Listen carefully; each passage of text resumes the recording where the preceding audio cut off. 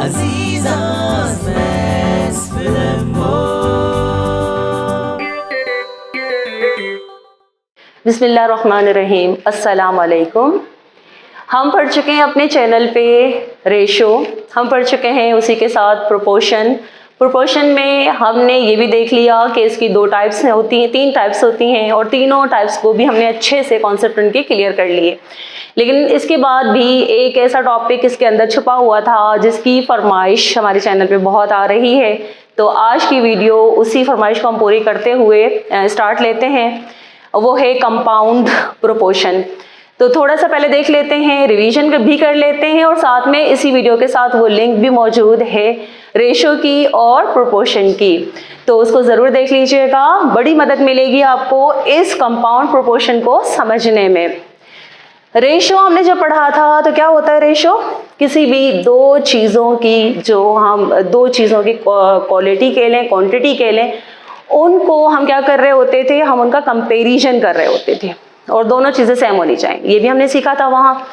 फिर दो रेशोज़ को लेकर हम चले आगे, तो उन्हीं दो रेशोज़ का जब हम रेशोज़ ले रहे थे, दो रेशोज़ का कंपैरिजन कर रहे थे, तो वो बन रहा था प्रोपोर्शन। प्रोपोर्शन में हमने देखा कि एक होता है डायरेक्ट प्रोपोर्शन, दोनों क्वांटिटीज़ एक साथ बढ़ रही हों, एक साथ घट रही हों, तो ये कहलाता है डायरेक्ट प्रोपोर्शन। एक कोई क्वांटिटी पहली वाली इंक्रीज हो रही है और एक डिक्रीज हो रही है, या दूसरी वाली बढ़ रही है और पहली वाली कम हो रही है, तो ये कहलाएगा इनवर्स या इनडायरेक्ट प्रोपोर्शन। मज़ीद इसको अच्छे से कॉन्सेप्ट को क्लियर कीजिएगा, जो लोग खासकर न्यू हैं तो वो लिंक में हमारे डिस्क्रिप्शन में ज़रूर जाएं, वहाँ से उनको लिंक मिल जाएगी और ये दोनों कॉन्सेप्ट वहाँ से उस वीडियो से बहुत अच्छे इनके क्लियर हो जाएंगे। आज चलते हैं कंपाउंड की तरफ। जैसा कि नाम से ही जाहिर है, कंपाउंड मीन मुरक्कब, यानी बहुत सारे रेशोज़। दो रेशोज़ थे तो हम इसको कह रहे थे क्या? प्रोपोर्शन। जब दो से ज़्यादा रेशोज़ इसके अंदर आ रहे हैं रहेगा प्रोपोर्शन, लेकिन कंपाउंड हो जाएगा, यानी दो से ज़्यादा हो सकते हैं, तीन हो सकता है रेशोज़ एक साथ दे दिए जाएं कंपैरिजन के लिए, या चार भी दे दिए जाएं।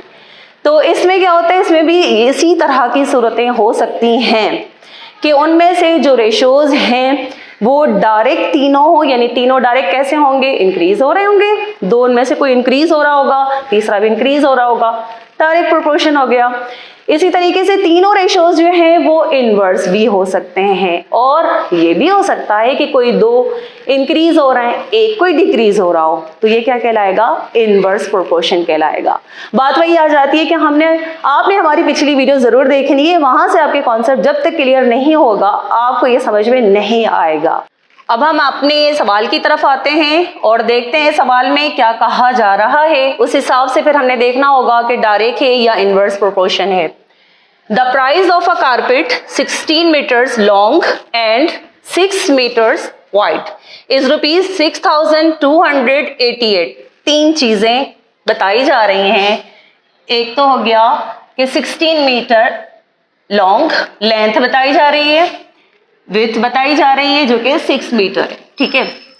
कॉस्ट इसकी बताई जा रही है, प्राइस बताई जा रही है 6,288।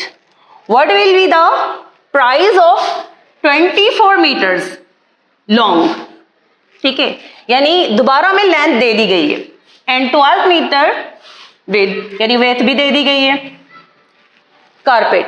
तो हमें क्या नहीं मालूम? हमें प्राइस नहीं मालूम, ये चीज हमें नहीं मालूम, ठीक है। हमने क्या करना है? हमने इसको सेट करना है, लेंथ, विड्थ और कॉस्ट। लेंथ में रखनी है फर्स्ट वाली, सबसे पहले जो हमें गिवन थी 16 लेंथ थी, और विड्थ कितनी थी? उसकी 6 मीटर थी। कॉस्ट उसकी थी 6,288। अब दूसरी मर्तबा जो हमें मिला है वो लेंथ ही दी गई है, हमने लेंथ के नीचे लेंथ लिख दी। इसके बाद विड्थ दी गई है जो कि 12 हो गई, वो हमने लिख दी। अब क्या करेंगे? अब हम ये चेक करेंगे, हमें कॉस्ट तो दी ही नहीं गई ना, ठीक है। कॉस्ट नहीं दी गई तो हमने वहां क्या रखना है? जो नंबर हमें नहीं दिया गया वहां हमने वेरिएबल x को सपोज कर लेना है। ये करने के बाद, इतना सेट करने के बाद अब हम चेक करने जा रहे हैं कि ये डायरेक्ट प्रोपोर्शन है या इनवर्स प्रोपोर्शन है। उसका तरीकेकार क्या होना चाहिए, जबकि ये 2 नहीं 3 रेशोज हैं। अब तक हमने 2 रेशोज करना सीखा था, यहां 3 रेशोज आ गए। उसका तरीकेकार ये है कि जो फर्स्ट है लेंथ, उसको ले लेते हैं किसके साथ, x वाली वैल्यू के साथ, जो कि अननाउन कॉस्ट। हमने सबसे पहले इसको चेक करना है। 16 जब थी लेंथ तो प्राइस बन रही थी, उसकी कॉस्ट बन रही थी उस कारपेट की 6288। ठीक है, लेंथ में क्या हुआ, इजाफा हुआ। 24 अब मीटर लेंथ हो गई तो जाहिर सी बात है कॉस्ट भी तो बढ़ जाएगी। कौन सा ये प्रोपोर्शन हुआ, डायरेक्ट प्रोपोर्शन हुआ। तो सबसे पहले तो जो अननोन होता है उसके लिए मैं आपको बता दूं यहाँ पे ट्रिक कि उसका एरो आपने हमेशा अप में लेना है। और यहाँ पे चूंकि लेंथ भी क्या हो रहा है, डायरेक्ट प्रोपोर्शन है, दोनों एरोज एक ही साइड में जाएंगे। ठीक है, ये तो हो गया हमारा क्लियर कॉन्सेप्ट। अब हमने विड्थ की तरफ देखना है और उसका मवाजना, उसका कंपैरिजन भी हम किससे कर रहे होंगे, कॉस्ट से कर रहे होंगे। कैसे, देखें 6 मीटर जब विड्थ थी तो कॉस्ट कितनी थी, 6288। अब विड्थ में इजाफा हो गया ना, कितना, 12 हो गया। लाजमी बात है कॉस्ट में भी इजाफा दिखाना है हमें, कॉस्ट में भी इजाफा हो जाएगा, दिखाना क्या हो जाएगा। तो इसका एरो भी कैसे जाना चाहिए, ये तीनों जो आपके रेशोज हैं ये डायरेक्ट प्रोपोर्शन में आ गए। ठीक है, यहां तक अगर कॉन्सेप्ट आपका क्लियर है तो अब एक छोटी सी ट्रिक बताती हूं कि जिसके जरिए से हमें इन एरोज को अब फ्रैक्शन में जो रखने हैं ना नंबर्स, वो कैसे रखने हैं। स्टूडेंट की कंफ्यूजन यहां है कि मिस कौन सा नंबर हम नोमिनेटर और डिनोमिनेटर बनाएं, फ्रैक्शन बनाएं। आसान तरीका ये है कि जो नंबर आपका x वाला है पहले आप उसको देख लें। आपका एरो जो है वो कहां जा रहा है, ऊपर। हेड ये हो गया, टेल ये हो गया। आपने क्या करना है, टेल वाले नंबर को, जो एरो का टेल है ना, उस वाले नंबर को रखना है ऊपर। जैसे मैं फर्स्ट ये ले रही हूं, x ले लिया, फ्रैक्शन बना दिया, और सेकंड नंबर इसका क्या है, इसको मैं नीचे रख दूंगी 6288 इज इक्वल टू कर देना है आपने। ठीक है, और उसके बाद आपने दूसरे नंबर को देखना है, चाहे आप इसको देख ले पहले चाहे इसको। ठीक है, क्योंकि हमने वैसे भी इज इक्वल टू कर दिया है। अब जैसे सपोज करें मैं इस नंबर को लेना चाह रही हूं, टेल किस तरफ है, 12 की तरफ। क्या बनेगा, 12/6 बनेगा। मल्टीप्लाई करना होगा किससे, अब इसका यही तरीका होगा। टेल किस तरफ है, 24, 16 कहां जाएगा, नीचे। अब दोनों आपके जो ये आमने सामने के नंबर हैं ये कैंसिल हो रहे हैं, किस टेबल से हो रहे हैं आपने उसको चेक कर लेना है।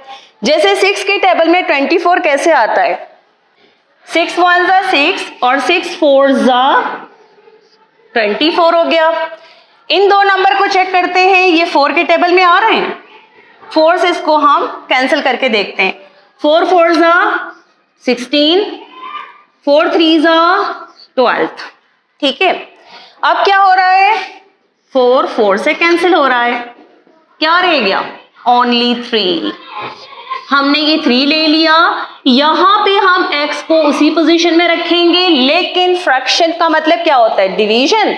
और ये वाला जो नंबर है 6288 कहां जाएगा, ये जब इज इक्वल टू के इस तरफ जाएगा तो क्या हो जाएगा, मल्टीप्लाई हो जाएगा इससे। 6288 से 3 मल्टीप्लाई हो जाएगा। इस तरह आंसर निकल के क्या आएगा, 18,864। इसका ये मतलब हुआ कि कॉस्ट में इजाफा हो गया ना। पहले 6288 थी जिसकी लेंथ आपके सामने और विड्थ सामने है, लेकिन जब लेंथ भी बढ़ गई विड्थ भी बढ़ गई तो कॉस्ट भी बढ़ जाएगी। ये हो गया एक क्वेश्चन। एक और क्वेश्चन भी हम सॉल्व करके चेक करते हैं। अब हमारा नेक्स्ट क्वेश्चन है, इसको चेक करते हैं कि ये इनवर्स प्रोपोर्शन है या डायरेक्ट प्रोपोर्शन है। If 60% use 40 kg sugar in 12 days, numbers हमें मिल रहे हैं 60% है, 40 kg है और डेज हमें पता चल रहा है 12 में। फाइंड क्या करना है? Find in how many days, means हमें डेज नहीं पता, ठीक है। 90% मौजूद हैं। Will use 200 kg of sugar, sugar भी दूसरा नंबर हमें मिल गया है, ठीक है। हमने कॉलम बना लेने हैं पर्सन्स, शुगर केजी और डेज के। फर्स्ट में जो इंफॉर्मेशन थी वो क्या थी? 60% है, 40 kg शुगर यूज कर रहे हैं और 12 डेज में, ठीक है। ये इन्फो हमने ले ली पहली लाइन की। अब हमें सेकंड के लिए क्या करना है? हमें डेज नहीं पता, हमने पहले ही एक्स फाइंड आउट करना है, तो एक्स हमने रख लिया यहाँ पे।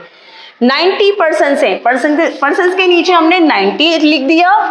विल यूज 200 kg, 200 भी लिख दिया, ठीक है। और इसका तो पहले ही बता चुकी हूँ। इसका एरो भी हम बता देते हैं, मैंने पहले ही बताया है कि इन सवालों में एरो जिसका नहीं पता होता कोई नंबर, तो हम एरो अप की तरफ ही रखेंगे। इनका एरो चेक करेंगे हम किससे? डेज से। कंपैरिजन करते हैं। पर्सन्स हैं 60, डेज हैं 12। जब पर्सन्स बढ़ जाएंगे 90 हो जाएंगे तो डेज क्या हो जाएंगे? डेज कम हो जाएंगे ना। तो ये कौन सा है? ये इनवर्स प्रोपोर्शन है, ये इनवर्स है, ठीक है। अब जरा हम शुगर से डेज का मुवाजना करते हैं, कंपैरिजन करते हैं। 40 kg शुगर है, 12 डेज के लिए है। अगर शुगर बढ़ रही है 200 kg हो रही है, डेज भी तो बढ़ जाएंगे। ये कौन सा हो गया? ये डायरेक्ट हो गया। एक इसमें से डायरेक्ट प्रोपोर्शन हो गया और एक कौन सा हो गया? इनवर्स हो गया। अब जरा हम एरो को रखना सीख रहे हैं कि हम एरो को रखेंगे कैसे। एरो के साथ हमने फ्रैक्शन को कैसे समझना है। थोड़ी देर पहले बताया था ना कि टेल की तरफ वाला नंबर हमारा क्या होता है? ऊपर लिखा जाता है। एक्स तो हम ऊपर ही ले लेंगे ना, नीचे क्या रखेंगे? 12। एक साइड हो गई। दूसरी साइड के लिए चाहे यहां से शुरू करें चाहे यहां से शुरू करें। यहां से चेक करते हैं, टेल किस तरफ है? 200 की तरफ है। नीचे कौन सा जाएगा? 40 मल्टीप्लाई, यहां पे टेल कौन सा है? 60 के पास आ रहा है, ये रहेगा 60 अपॉन 90। कैंसिल करते हैं, जो जो जीरो कैंसिल हो सक रहा है ना, जैसे जीरो कैंसिल हो गए, चाहे यहां से कर दें चाहे यहां से कर दें, ये भी जीरो कैंसिल हो रहे हैं। 2 के टेबल से चेक करते हैं इन दोनों को। 2 2 जा 4, 2 3 जा 6, ये हो गया।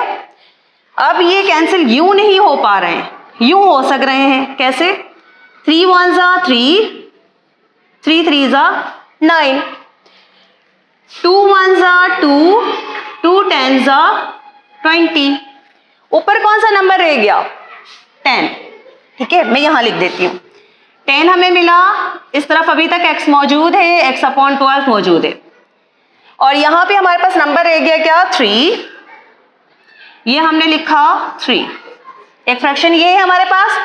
आपको पता है कि x वाला नंबर जो डिवीजन में है, इस तरफ जाकर क्या हो जाएगा? मल्टीप्लाई हो जाएगा। x is equal to 10 upon 3, multiply करना है 12 के साथ। 3 1 जा 3, 3 4 जा 12। क्या हो रहा है? 10 को 4 से मल्टीप्लाई कर दें, हमारा जवाब आ गया 40। कितने डेज में वो शुगर चलेगी? 90 लोगों के, 90 लोग के लिए, पर्सन्स के लिए 40 डेज में। डेज बढ़े हुए हैं ना। तो ये था इनवर्स प्रोपोर्शन और साथ में हमने डायरेक्ट प्रोपोर्शन को भी देखा। और इस तरीके से उम्मीद है कि आपको आज का टॉपिक कंपाउंड प्रोपोर्शन समझ में आ गया होगा। अल्लाह हाफिज़।